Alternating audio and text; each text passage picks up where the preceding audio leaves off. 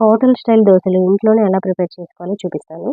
3 glasses బియ్యం నూకలు, half glass మినపప్పు తీసుకొని నానబెట్టుకోవాలి. 3 అవర్స్ తర్వాత మూత తీసి ఈ వాటర్ అంతా తీసేసి మిక్సీ జార్‌లో వేసుకొని మిక్సీ పట్టుకోవాలి. 1 అవర్ నానబెట్టుకున్న రైస్‌ని కూడా యాడ్ చేసుకొని బాగా మెత్తగా మిక్సీ పట్టుకోవాలి. ఒకసారి మిక్సీ పట్టుకొని కొద్దిగా వాటర్ యాడ్ చేసుకొని ఇలా మెత్తగా మిక్సీ పట్టుకోవాలి. ఇదంతా కూడా ఒక పెద్ద గిన్నెలోకి వేసేసుకొని నైట్ అంతా అలాగే వదిలేయాలి.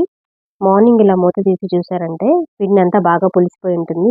ఇప్పుడు దోసకి సరిపడా పిండిని వేరొక దాంట్లోకి వేసుకొని ఈ మిగతా పిండినంతా కూడా మనం ఫ్రిడ్జ్‌లో స్టోర్ చేసుకోవచ్చు. 5 డేస్ వస్తుంది.